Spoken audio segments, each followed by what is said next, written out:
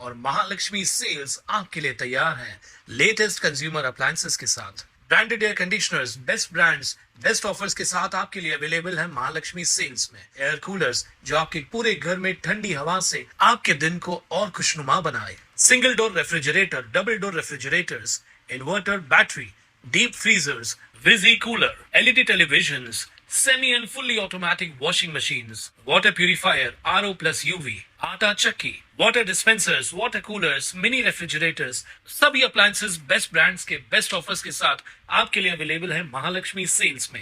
डोंबिवली शहरातील नागरिकांसाठी अत्यंत महत्त्वाचे असलेल्या नेहरू मैदानावर करण्यात आलेल्या अतिक्रमणाच्या संदर्भात महाराष्ट्र नवनिर्माण सेनेनं आपली भूमिका स्पष्ट केली आहे।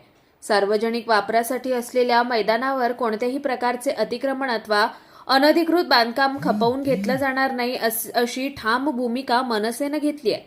नेहरू मैदान हे शहरातील नागरिक, विद्यार्थी तसेच विविध सामाजिक व क्रीडा उपक्रमांसाठी महत्त्वाचं सार्वजनिक मैदान आहे। त्यामुळे या मैदानाच्या जागेचा अनधिकृत वापर होत असल्यास संबंधित प्रशासनाने तातडीने पाहणी करून नियमबाह्य अतिक्रमणावर कायदेशीर कारवाई करावी अशी मागणी महाराष्ट्र नवनिर्माण सेनेच्या वतीने करण्यात आली आहे। या संदर्भात महाराष्ट्र नवनिर्माण सेनेचे डोंबिवली शहराध्यक्ष हर्षद पाटील यांनी महापालिका प्रशासनाने या प्रकरणाची गांभीर्याने दखल घेऊन तातडीने कारवाई करावी अशी मागणी केली आहे। सार्वजनिक मैदान हे नागरिकांच्या हक्काचं आहे। कोणत्याही व्यक्ती किंवा संस्थेला त्यावर अतिक्रमण करून सार्वजनिक जागेचा गैरवापर करण्याचा अधिकार नाही। प्रशासनाने या प्रकरणाची तातडीने चौकशी करून अतिक्रमण हटवावे आणि नेहरू मैदान नागरिकांसाठी पूर्ववत खुले करावे अशी ठाम भूमिका हर्षद पाटील यांनी व्यक्त केली आहे। कल्याण डोंबिवली महानगरपालिकेमध्ये एकूण 73 उद्यानं आणि 17 मैदान आहेत अशी माहिती कल्याण डोंबिवली महानगरपालिकेची जी महासभा आहे त्या विषयपत्रिकेमध्ये प्रशासनामार्फत देण्यात आलेली आहे। आणि आपण जर बघाल तर 17 मैदानापैकी डोंबिवलीमध्ये 7 मैदानं येतात, त्यापैकी एक नेहरू मैदान आहे। आणि नेहरू मैदानमध्ये असं निदर्शनास आलेलं आहे का एक शेड आणि आजूबाजूला काय बांधकाम केलेलं आहे एका मंडळाने। आणि हे आता लक्षात आलं ज्या वेळेला ही विषयपत्रिका आली महासभेमध्ये आणि त्याच्यामध्ये प्रशासनाने स्पष्ट म्हटलंय का उद्यानापैकी काही 5 का 10 उद्यानं त्यांनी भाडेतत्वावर दिलेली आहेत, परंतु मैदानापैकी एकही मैदान कोणालाही त्यांनी भाडेतत्वावर किंवा कुठल्याही करारनाम्याने दिलेलं नाही। त्यावेळेला असं कळलं का ही जी इथे शेड आणि बाकीच्या गोष्टी ज्या केलेल्या आहेत त्या अनधिकृत असाव्यात।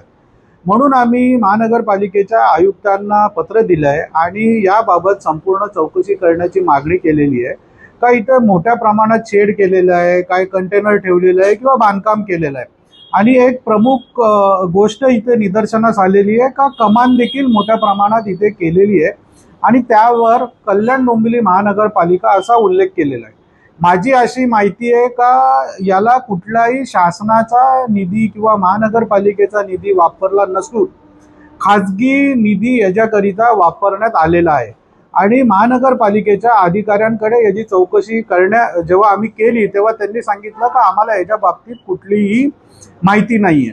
मग एवढी मोठ्या प्रमाणात जर इथे बांधकामं आणि या सगळ्या गोष्टी होत असतील आणि महानगरपालिकेच्या अधिकाऱ्यांना जर या गोष्टी माहिती नसतील तर आम्ही आयुक्तांना ही विनंती केलेली आहे संपूर्ण प्रकरणाची चौकशी करताना आपण जे कोणी प्रभाग क्षेत्र अधिकारी असतील किंवा या विभागाचे जे कोणी अधिकारी असतील यांची पण आपण विभागीय चौकशी केली पाहिजे। अशा प्रकारे जाहीर मैदानामध्ये एखादा मंडळ जर अतिक्रमण करत असेल आणि महानगरपालिका याच्यामध्ये जर दुर्लक्ष करत असेल अत्यंत गंभीर बाब आहे।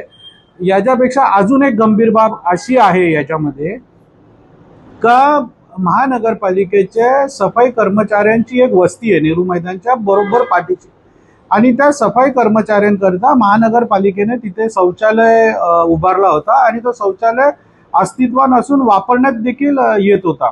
काही वर्षाआधी या मंडळाने त्या शौचालयाच्या जागी कार्यालय काढलंय त्यांचं। म्हणजे ही तर एकदम काय बोलायचं मला शब्द नाही आहेत या गोष्टीसाठी। माझी आयुक्तांना एवढीच विनंती आणि मागणी आहे का आपण या प्रकरणामध्ये तात्काळ चौकशी करून याच्यावर कारवाई करायला पाहिजे। अशा प्रकार जर मैदान हडप होत चालली तर डोंबिवली शहराचे मुलं जाणार कुठे खेळायला।